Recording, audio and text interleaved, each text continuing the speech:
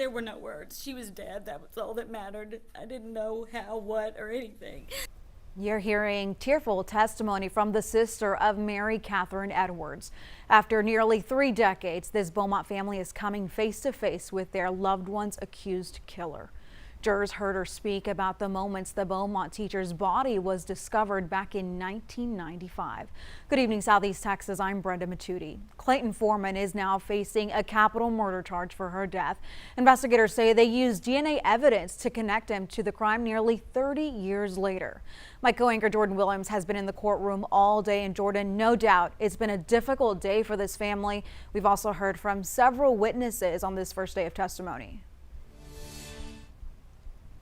Brenda, good evening. Neighbors called Mary Catherine Edwards sweet as pie. Her sister said she was a nurturing and loving woman, very trusting and perhaps even naive at times. During opening statements, prosecutors told the jury they're going to hear from dozens of witnesses, including the doctor who performed the autopsy 29 years ago.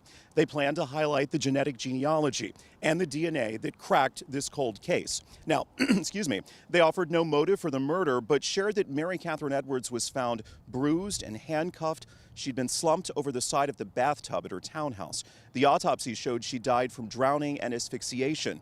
Her dad was the one who found her the next day. The defense offered no opening statements. Prosecutors started their case with a Beaumont police dispatcher.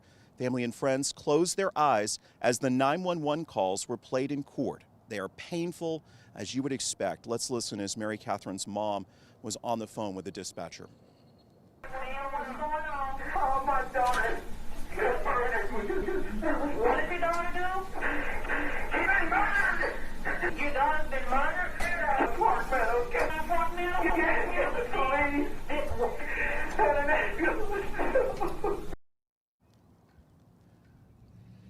Then Mary Catherine Edwards' twin sister took the stand. They were both teachers. Allison Edwards-Burcrato talked about how for years, even their students could not tell them apart. They were inseparable. They even lived together at the townhouse for a while until Allison got married. She told the jury that she talked to her sister all of the time. They'd spoken the night before the killing.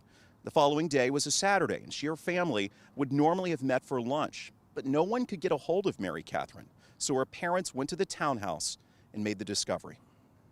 We're all just frantically crying and upset, not knowing what happened or anything. So the afternoon's taken on, and then the next thing we know, my mom and dad drove up and told us there were no words. She was dead. That was all that mattered. I didn't know how, what, or anything. So we just cried in the front yard, all of us. This was the first time the family has spoken publicly about the murder. Allison and Mary Catherine were both bridesmaids in Clayton Foreman's first wedding. Now, jurors also heard testimony today from 2 neighbors who talked about hearing a series of loud noises in the middle of the night, things that sounded like somebody kicking the wall. Those neighbors went back to bed thinking it was nothing serious. Testimony has just wrapped up for the day. The defense trying to poke holes at some of the police processing of the crime scene. At one point, the defense attorney also questioning witnesses about Mary Catherine Edwards' ex-boyfriend, who was once considered a suspect, but he was cleared by authorities. Testimony will resume first thing tomorrow morning, and we will be here as it does. We're live at the Jefferson County Courthouse. Jordan Williams, 12 News at 6. All right, thank you, Jordan. He'll be providing that coverage throughout the week. We know Judge John Stevens is presiding over the trial. We have confirmed prosecutors are not seeking the death penalty in this case. To follow along for our 12 News coverage, you can head to 12newsnow.com.